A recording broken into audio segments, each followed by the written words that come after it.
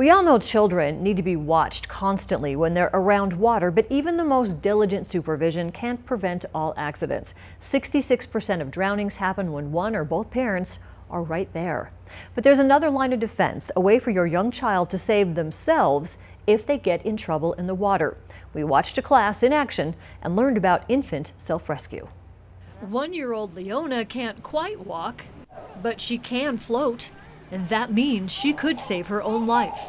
Leona and Charlie, Hudson, Calvin, and Frankie are each taking a class that's part of an infant swimming resource program.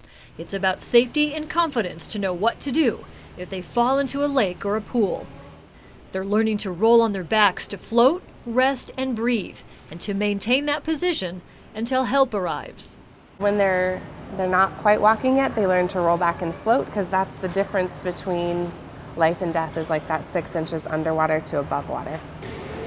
Casey Brigham is a certified infant swimming resource instructor in Missoula. These classes are one-on-one for 10 minutes, 5 days a week. Her students are 5 years old and younger.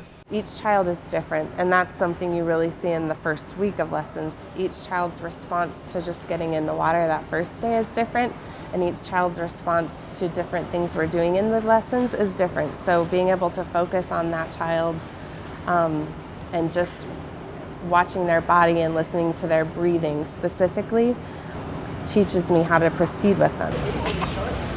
These parents all say they spend time near water and want their children to have the skills and the confidence they need should they fall in or become overwhelmed in the water. Although they do admit at first, watching those lessons was uncomfortable. She cried every lesson the first week, so it was really hard, but then after that she just did amazing. At first it was hard to watch, to see your kid underwater and not be able to do anything, but after a couple weeks it's been a lot better, and I think in the long run it'll be even better.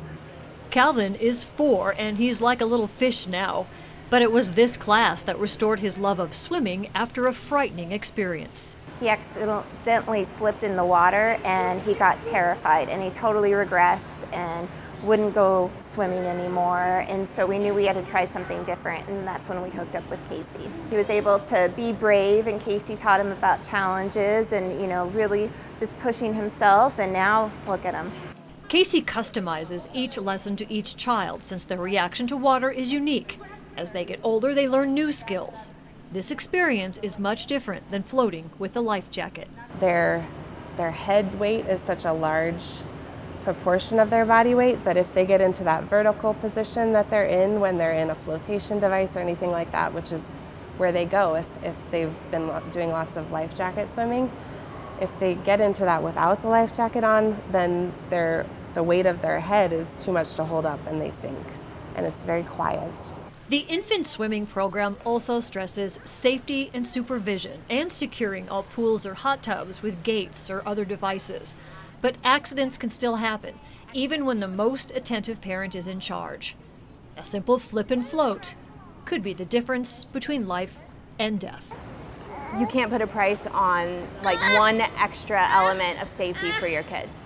And so that was really the motivation for us, is just knowing that we've given them all the tools that exist. We feel like they're got one more chance of being safe.